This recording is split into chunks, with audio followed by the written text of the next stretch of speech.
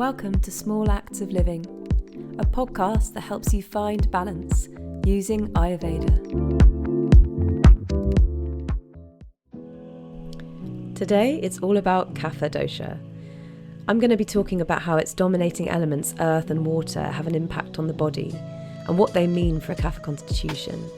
Then we'll look at how a Kapha imbalance might feel in the body and mind, what time of year and day we're more susceptible to it, and then ways to balance Kapha so you're energised, motivated and inspired.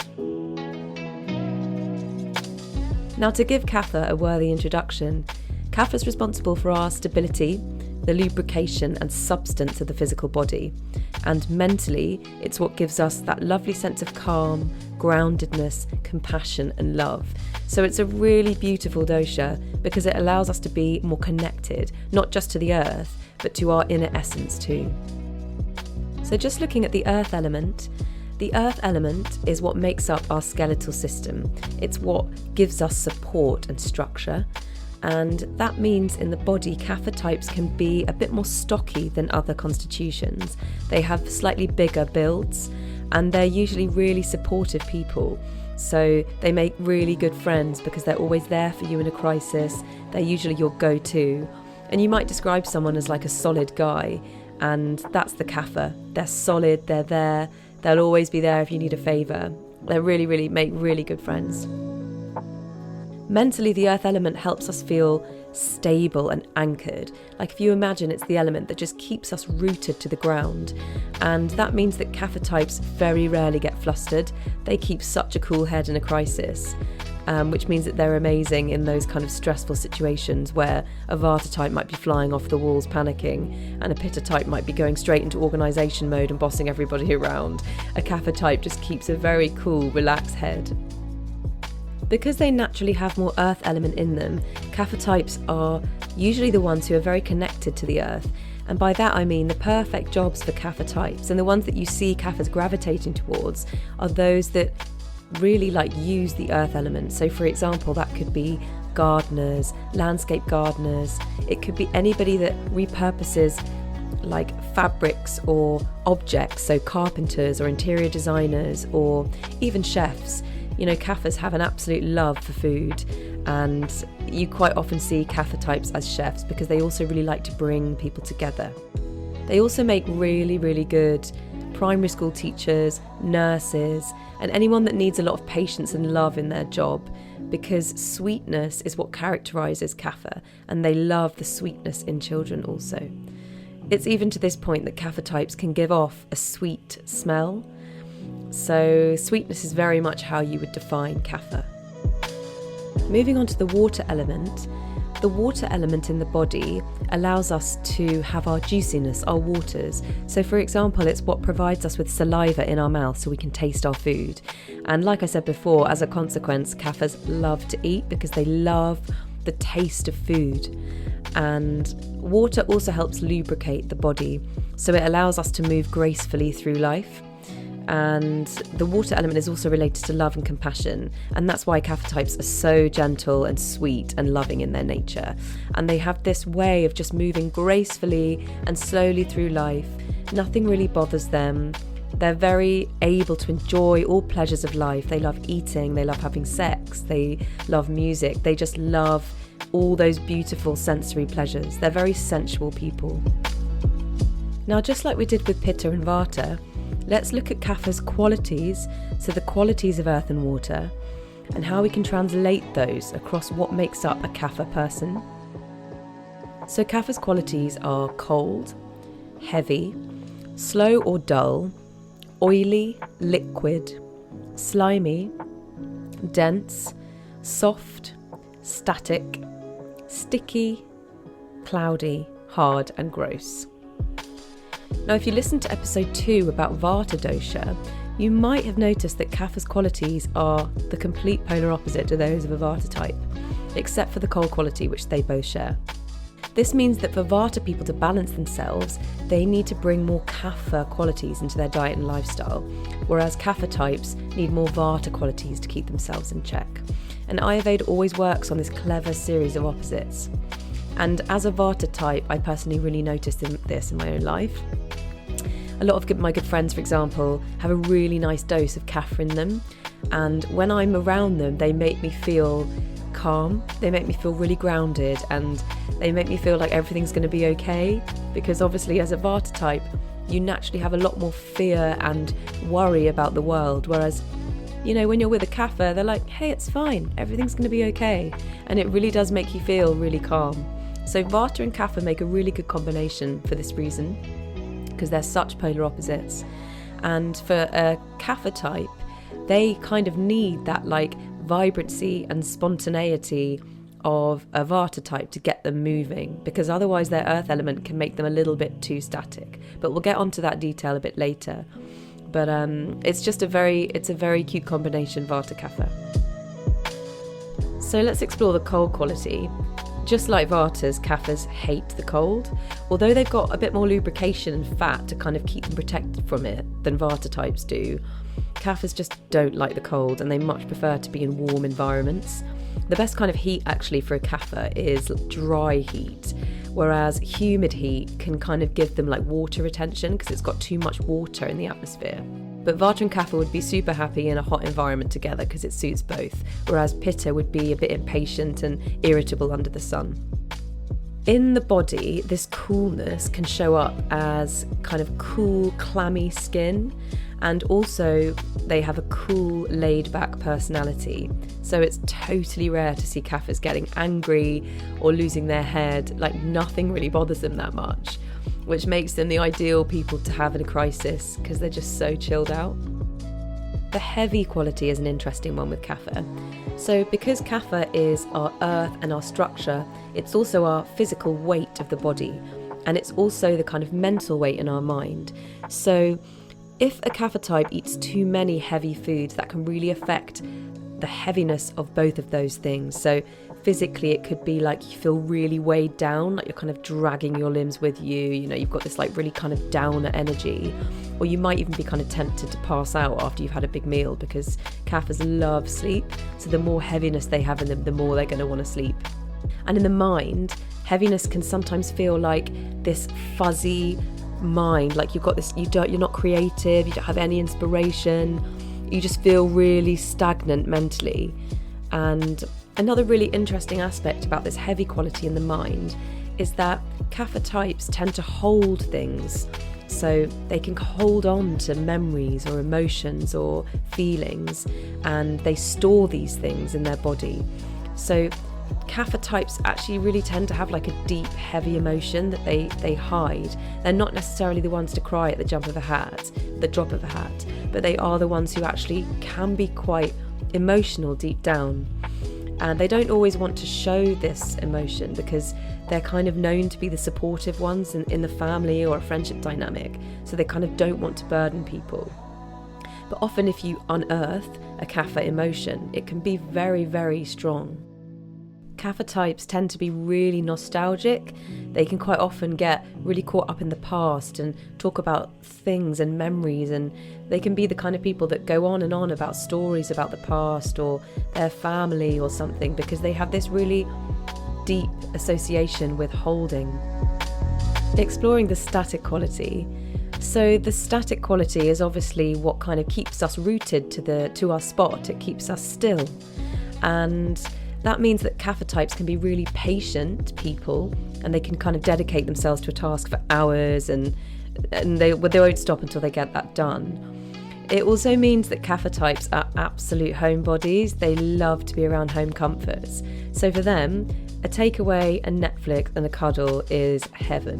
Whereas, for example, a Vata type might want to sort of fly away and do something exciting and spontaneous and go travelling. Or a Pitta type might want to kind of achieve something with their evening, but Kapha types are honestly more than happy to achieve nothing but sitting there chilling. They're such chillers.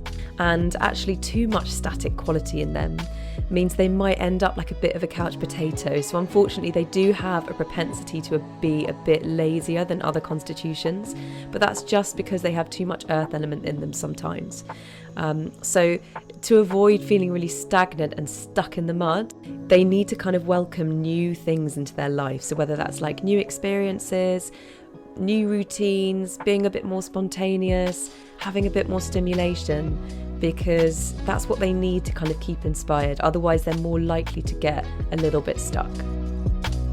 The soft quality is what makes Kapha types so compassionate and gentle and forgiving and patient. And in the body, it's what gives us soft skin, it's what gives us a soft voice, this kind of lubricated softness of the body. Kapha types are really drawn to soft things, whether it's a soft mattress or soft foods like bread or doughy things. But like anything, too much softness can also increase Kapha. Kapha's dense quality can be seen in its strong bones and well-formed muscles, as remember the earth element makes up our skeletal system, so it gives us this kind of density. And that means that body shape-wise, Kapha types are usually naturally more stocky or curvy or sturdy than other constitutions. And this is an interesting one when it comes to diets, because Kapha types might feel that they want to lose weight to maybe look more like a Vata type or a Pitta type, but actually Kapha's natural body shape is slightly bigger, and once they embrace that, they'll really kind of come into the beauty of their dosha. With the dense quality, I'm not saying that Kaphas are dense mentally, but it does take them a little bit longer to understand the concept, which, to be honest, once they do, they don't forget it, whereas a Vata type might learn something really quickly, remember it in the very sort of short-term memory, and then if you ask them a couple of days later, they can't even remember the conversation. Whereas a Kapha type will take a little bit longer, but once they've got that concept, they'll never forget it. And remember, Vata's animal was a bird, so Kapha's animal is an elephant. So you can see that kind of strong, sturdy, sweet animal that never forgets. This density also is involved in Kapha's kind of stamina, so they are actually like really able to endure things like more than other constitutions, and they have a better natural immunity. So if you're a Kapha constitution, you might not need to go to the doctor as often because you might not be getting as ill. With Kapha's sticky quality, in the body, our tissues and cells and organs, they need something that kind of brings them in close proximity to each other so they can communicate and work and function effectively. So that's what Kapha's sticky quality in the body does. It creates like a network for these organs and tissues and cells to work properly. And the sticky quality is fascinating because for a Kapha's personality, in a group dynamic, they're always the ones who bring the group together. They gel the group together. So if you're in a friendship group, it's probably likely there's one person who is the kind of go-to of that group, or like the rock, which again is another funny kind of earth reference. But it's true, Kaphas are really good at kind of bringing everyone together. And they're the sort of centre of the group from that perspective. Not from a kind of attention perspective, they're not the centre of attention, but the energy that they bring is what brings that group together. Now, when Kapha is out of balance, when they eat too many sticky things like cheeses, which are sticky, they can become too sticky to other people, so they might get too emotionally attached. They might get greedy and start comfort eating too much, or they might get quite possessive. And they quite often are hoarders, Kapha types, which is not a bad thing, but if they get out of balance, they might do that too much. It's that kind of possessiveness. So their houses might be absolutely full of trinkets and sentimental objects and things that they can't let go of. And that feeling gets more prominent if a Kapha is out of balance. So it's this feeling they cannot let go. Kapha's slow, dull quality really shows up in their digestion. So Kapha types have what we call Manda Agni, which means they have a really slow digestive fire. So it basically means that they don't really get that hungry. So a Kapha type might wake up and just not be hungry for breakfast. They might have some lunch and then be a bit hungry for dinner, but basically they don't have a massive appetite. So they can quite easily get by on like 2 meals a day and feel totally satisfied. They're also more susceptible to put on weight for this reason too, because their metabolism is quite slow, and it means they're basically kind of not able to digest the food that they put into their body, which can kind of lead to excess fat eventually. They also move really slowly too. They're quite slow walkers. They talk quite slowly with a sweet tone, and generally they like to take things easy. They're the kind of people who might take ages to tell a story. They're very laid back and they hate to be rushed. So they're a bit like a turtle as well. They're like a little turtle in their shell. And making plans with a Kapha can be frustrating because they don't really like to make plans far in advance, and they can kind of take their sweet time to organise things. The slowness of a Kapha personality is quite interesting too, because it means that they can kind of take their time to trust someone. So they might actually be quite shy, but actually they're just taking their time to get to know you. They're not necessarily going to open up immediately. The last quality I'm going to look at is liquid for Kapha. Now, because they have excess water element in them, they have a really good internal moisture, which means that Kapha types have really lovely glowy skin, that luscious thick hair. It's really unlikely that a Kapha type will recede that much. They really can stay with their hair till quite old. And sometimes Kapha types can have a bit too much water element in them, which means that they might like accidentally spit on you or something when they're talking because they have like too much saliva in their mouth. And this excess liquid is like very interesting from an emotional point of view, because Kapha types can sometimes have these like waves of emotion that wash over them every so often. So they might suddenly become very emotional at certain points, and it's because of these waves of emotion within them. Now we've looked at Kapha's qualities, it's time to discuss how Kapha imbalance feels in the body and mind and what causes it. So anything that causes a Kapha imbalance is basically too much indulgence in diet and lifestyle of similar qualities to the ones we've just talked about. So for example, that could be eating too many heavy, dense foods like bananas, dates, grains like wheat, breads, potatoes, anything that's kind of heavy and kind of has that dense quality. Anything sticky or hard like hard cheeses, or anything soft and cold like ice cream. Dairy in general is really difficult for Kapha because it has a lot of the similar qualities to Kapha. So often if Kapha wants to stay in balance, we recommend not to have dairy or to cut down on dairy. A Kapha person can actually become more Kapha imbalanced if they drink too much cold water. Now, a Kapha type is probably more drawn to having cold water because like increases like, but actually the cold wateriness like just adds to that water quality within them. And it's super interesting because if a Kapha person wants to diet, for example, they might think that eating salad is a good idea. But actually, salad has a lot of water content in it. Like if you imagine a lettuce is really watery and a cucumber's watery. So a lot of that kind of salad stuff has quite a lot of that excess, not only cold, but watery qualities. So a salad for a Kapha person is not going to help them lose weight, and they won't lose weight having a salad, which is really interesting when you think about the idea that one diet will never work for all. And it's so true. You know, it's really busting that myth of everybody has to do the same thing. And Ayurveda is great for that because it's that really personalised approach to an individual. They understand that everybody has a different constitution, and because of that, certain foods are not going to work for certain constitutions. Equally, foods that can imbalance Kapha are foods that lack that fresh pranic energy that, say, freshly bought vegetables might have. So if a Kapha type is used to eating microwave leftovers or foods that might be a bit stale, that's just going to add to that heavy energy that they have. So it's better for Kapha types to always cook fresh and not to rely on eating oily takeaways or leftovers. Now, when it comes to the common Kapha imbalances, so how Kapha might feel in the body if it's become too much, Kaphas are really lucky because they only account for something like 20% of the diseases that you could possibly get. So remember when I discussed Vata in episode 2, Vata has something like 80% of diseases associated to it, which means that Vata's immunity is not as good or strong as a Kapha. So that's why Kapha might not get ill as often, because they have this amazing immunity and there's only 20% of disorders associated with them. So what are the Kapha imbalances?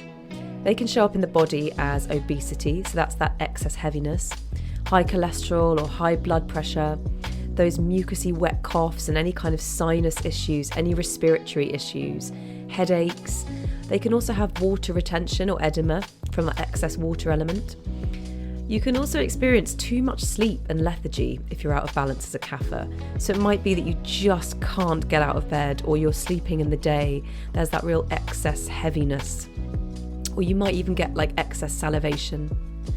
Mentally, a Kapha imbalance appears as a really dull, kind of indecisive mind that feels a bit stagnant. You feel really stuck in the mud. You sort of feel like you can't motivate yourself to do anything. And yeah, it can also be quite deep set depression sometimes, because it's just too difficult to lift yourself out of the mud. So how do you get rid of a Kapha imbalance? How do you bring yourself back to a balanced Kapha state? So the balancing tastes for Kapha are astringent, because it dries up that excess water, pungent, so it adds fire to the sluggish, slow, dull system, and bitter, which helps scrape the excess fat or toxins from the system. So in general, Kapha types need more warmth and hot spices to help their digestion, and they need to eat lighter foods that are less dense. So bitter greens are amazing for them, and heating spices like chili, turmeric, or cooking with freshly grated ginger. Lifestyle-wise, Kaphas can benefit from a lot more movement, so it's always really good for them to wake up first thing in the morning and get moving. Otherwise, they might tap into that stagnant energy and just end up lying around in bed. So definitely for them, it's good to shake off that stagnant feeling first thing in the morning. It's good for them also to try out new things, to be more spontaneous, and maybe to eat less food if they're not hungry. So for them, 2 meals a day is totally adequate. It's also important that they don't drink cold water, because like I said, this can add to their body weight. They also have to try and let go of things emotionally, and that will help them feel a lot emotionally and physically lighter. So when are you more likely to feel a Kapha imbalance? So in terms of the Ayurvedic day clock, Kapha times are from 6 a.m. to 10 a.m. and then again from 6 p.m. to 10 p.m, which basically means if you wake up in the morning, say at like 6 a.m, you sort of woke up to go to the toilet, or you might have just woken up naturally at that time, but then you decide, actually, I'm just going to sleep in for a bit longer. You might wake up at like 9 feeling so groggy, puffy-faced, a bit grouchy, like you just can't get out of bed. And that basically means that you've slept into that Kapha time. So ideally, what you want to try and do, and what we all want to try and do, no matter whether you're a Kapha or not, is to wake up when your body actually just wakes up. So otherwise, you might just need a coffee to get going, and you might just feel really sluggish. So just see if you can get up when you actually do first wake up. And if that's 5 a.m, then that's when your body wants to wake up, and that's fine. And similarly in the evening, so the Kapha evening time from 6 till 10, this is why in the afternoon or evening, you get that really nice sense of feeling a bit like you want to go to bed, you get sleepy, and this is that really nice Kapha relaxing energy that kind of washes over you.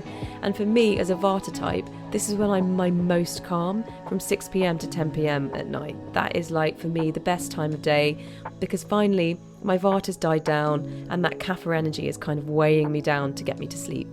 So if you go to bed at 10, which is sort of the cut-off point for that Kapha time, you're probably more likely to sleep well than if you were to go to bed past the Kapha time.